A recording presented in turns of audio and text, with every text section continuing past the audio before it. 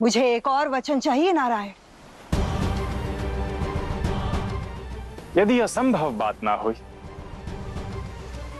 तो आपका वचन स्वीकार है। कहिए असुर माता। सागर मंथन से जो भी वस्तु प्रथम निकलेगी उनका चयन करने का पहला अधिकार हम असुरों का होगा।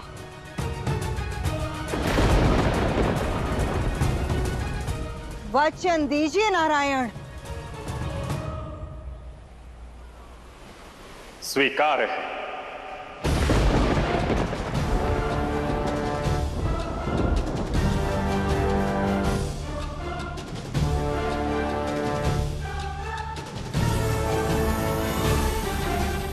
क्या आपको स्वीकार है देवराज?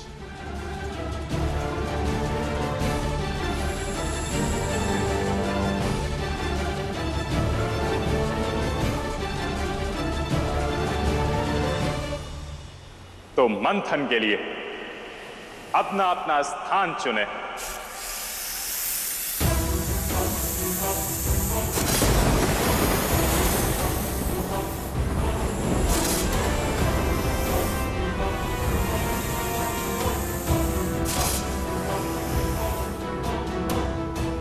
नारायण,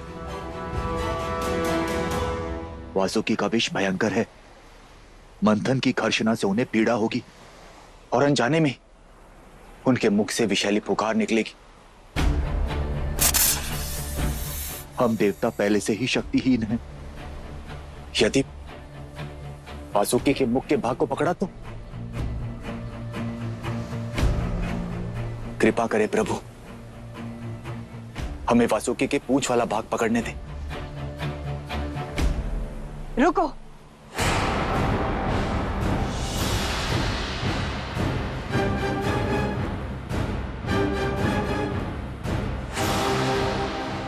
अवश्य ही कोई षड्यंत्र रच रहे हैं।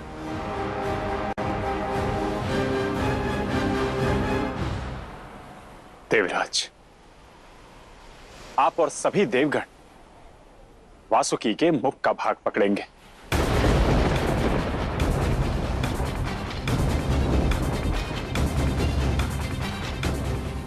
और असुरों को पूंछ का भाग पकड़ने दीजिए। यही उचित है।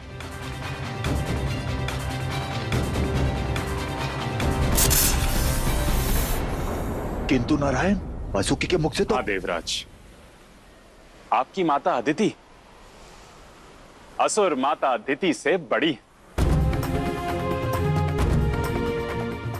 इसलिए पद में आप बड़े हुए और सर्व का मुख श्रेष्ठता का प्रतीक होता है।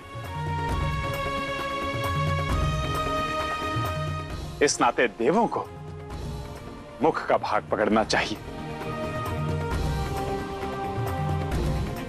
और असुरों को पूंछ का भाग पकड़ने दीजिए। पक्षपात का खेल मत खेलिए नारायण।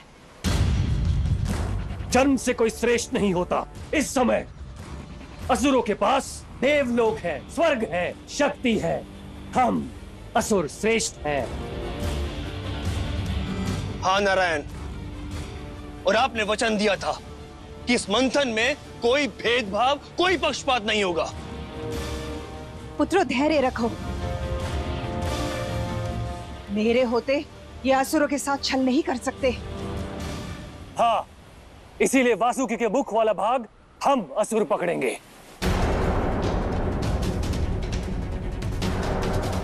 ताकि संसार हमारी महानता को स्मरण करे। बलि। हाँ नारायण, मुख वाला भाग हम ही पकड़ेंगे। नहीं तो कर लीजिए मंथन अकेले। स्वरभानु। अरे नहीं स्वरभानु, ये मंथन आपके सहयोग के बिना कहां हो सकता है। ख्याति में क्या रखा है, परिणाम महत्वपूर्ण होता है। देवराज, आप और सभी देवगण वासुकी के पूंछ की ओर जाइए और असुर वीरों जाइए वासुकी के मुख की ओर जाइए। देखा देवराज, नारायण की टेढ़ी बात का अर्थ भी सीधा ही होता है। हमें केवल उन पर विश्वास करके आगे बढ़ना होता है। शेष नारायण संभाल लेते हैं। अब आप और कुछ ना पूछिए, जाकर वासुकी की पूंछ पकड़िए। हो गई ना आपकी इच्छा पूरी? जी देवेश।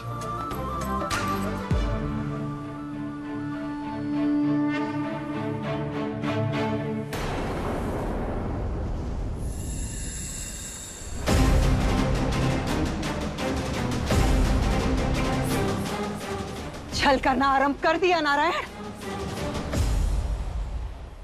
नहीं असुर माता, मैंने तो चयन करने का पहला प्रस्ताव आपको दिया था। चयन आपका और कर्म भी आपके।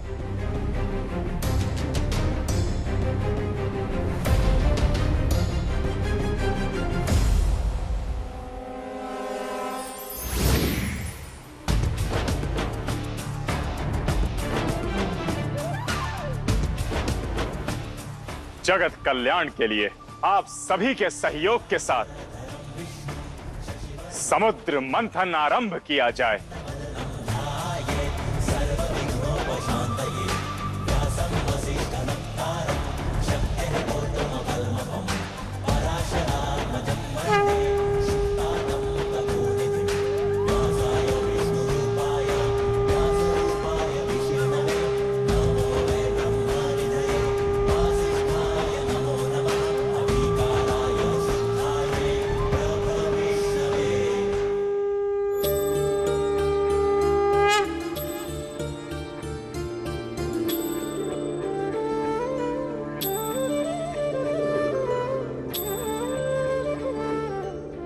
ओम नमो नारायण। ओम नमो नारायण। अधूरे प्रयास और अधूरी जीत का उत्सव नहीं मनाते पुत्री। मंथन आरंभ होना अभी शेष है और मैं उसे संभव नहीं होने दूंगा। तुम्हारे नारायण कभी नहीं जीत पाएंगे। बस पिताश्री, बस कीजिए आप। एक पुत्री का प्रेम अनसुना कर दिया, किंतु एक पत्नी की चेतावनी आपको सुननी पड़ेगी। छोड़ दीजिए अपना हट, अन्यथा जगत कल्याण के लिए संपूर्ण सागर राज का विनाश हो जाएगा। सागर राज का विनाश हो जाएगा। सागर राज का विनाश हो जाएगा। विनाश होता है तो हो जाए, किंतु मैं नारायण के समक्ष नहीं झुकूंगा।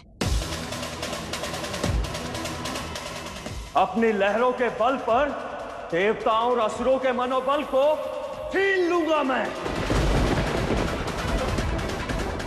नारायण चाहे कितने भी प्रयास कर ले, किंतु इस मथनी को लुढ़कने से नहीं रोक पाएंगे।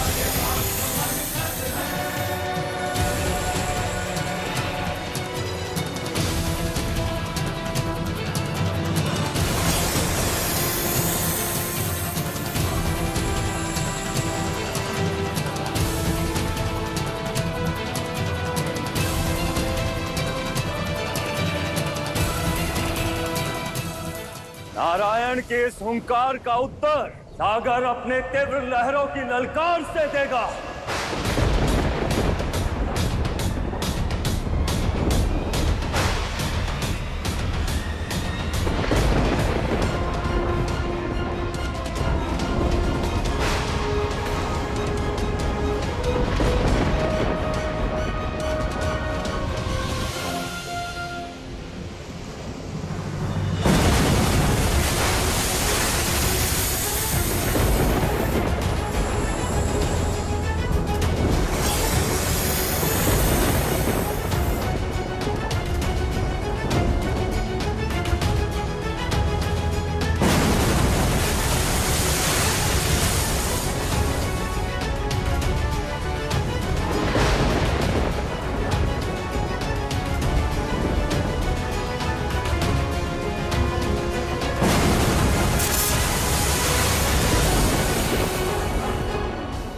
प्रभु, अकस्मात ये गड़गड़ाहट कैसी?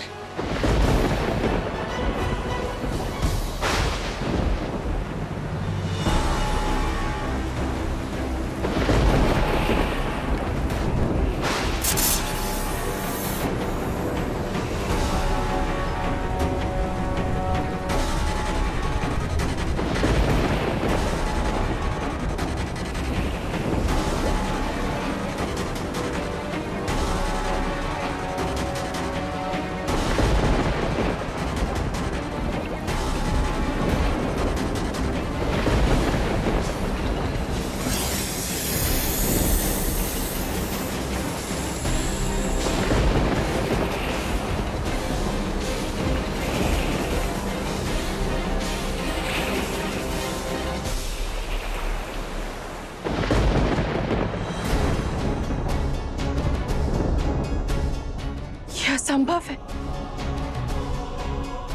ये नहीं हो सकता। ये मैंने संभव किया है श्री। आवश्यक नहीं कि जो पहले चाल चले जीत उसी की हो।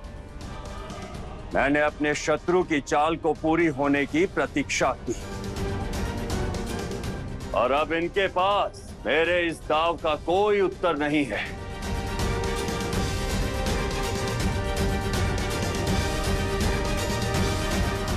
मंथन के लिए वो मथनी लाए, रस्सी लाए, मैं शांत रहा। सागर तल तब तक फंसता रहेगा जब तक मंदार पर्वत और नारायण का प्रयास दोनों ही उसमें डूब नहीं जाते।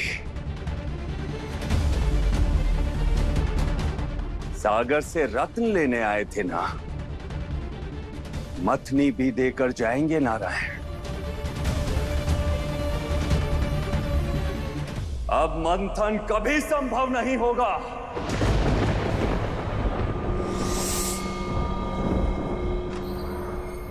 ना रहेगी मथनी और ना होगा मंथन।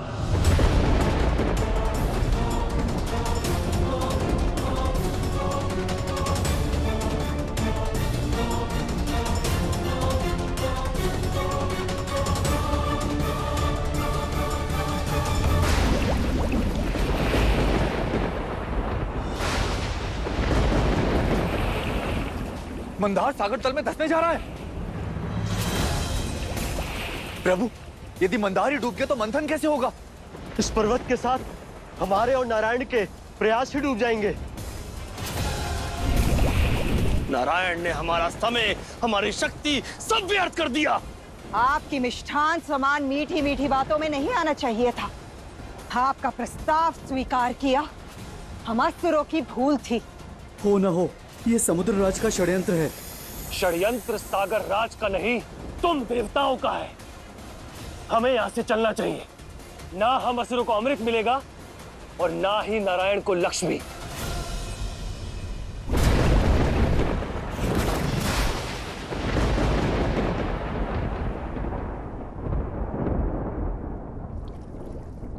मुझे मथने चले थे तुम्हारे नारायण, मुझे। ये जो डूब रहा है वो मंदार पर्वत नहीं, तुम्हारे नारायण का अभिमान है लक्ष्मी। और तुम्हारी आशा भी। अब कोई नहीं आएगा तुम्हें लेने। अब मैं इस मंदार पर्वत को कटवाकर उसके पाषाणों से तुम्हारे लिए भव्य महल बनवाऊंगा। मैं ऐसा भवन जो तुम्हें सदा नारायण की दुर्बलता और मेरी क्षमता का स्मरण करवाए।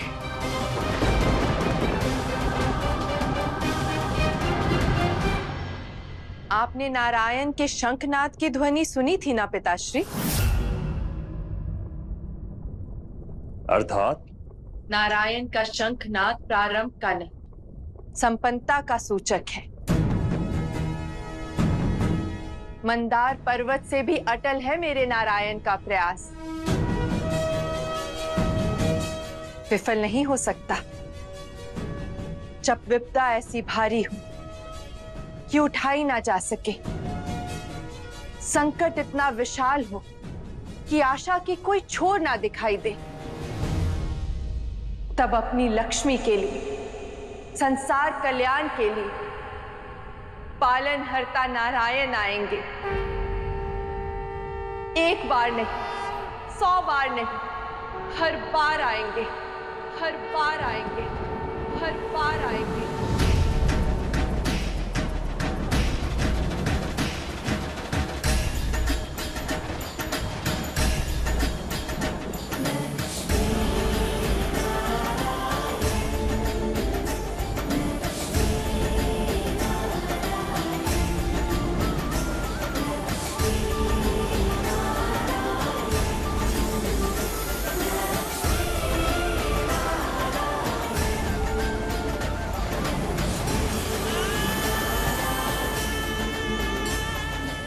विश्वास रखिए तो साहस चाहे कितना भी भारी हो,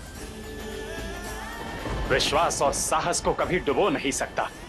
ना ही ये मद्रांजन डूबेगा और ना ही हमारा प्रयास।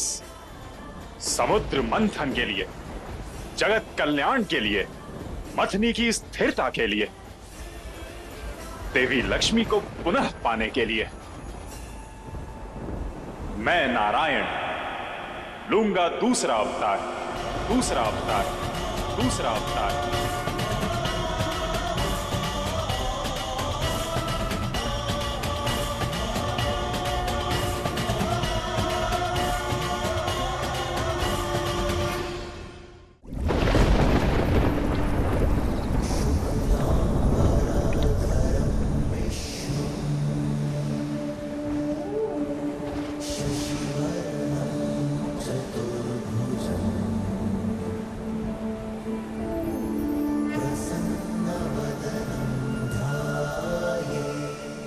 मन में प्रेम की कोमलता है और बाहर जगत कल्याण का भीषण दायित्व। यह अवतार संतुलन होगा। भीतरी कोमलता और बाहरी दृष्टा का।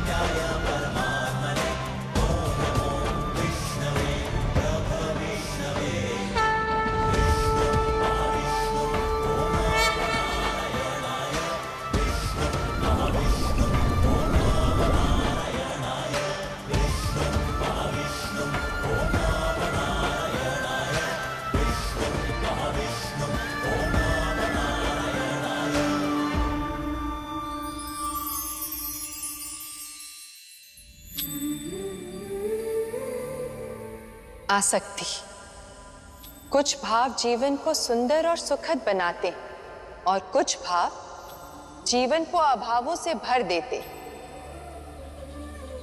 और यदि ध्यान से देखा जाए तो मानव जीवन की लगभग सभी समस्याएं इसी एक भाव से उत्पन्न होती हैं, जो है आसक्ति, जो आकर्षण से जन्म लेती है और फिर लोभ और लालच का जन्म होता है। परंतु जब व्यक्ति सांसारिक संसाधनों की ओर आसक्ति रखता है तो समस्याओं के भंवर में पड़ जाता है और इसका परिणाम पीड़ा और कष्ट ही होता है। इसलिए जीवन में आसक्ति नहीं, सशक्त रह, अपने मन, कर्म और वचन पर नियंत्रण के लिए आसक्ति से दूरी बनाओ, तभी पाओगे विरक्ति और सुख का वैकुंठ।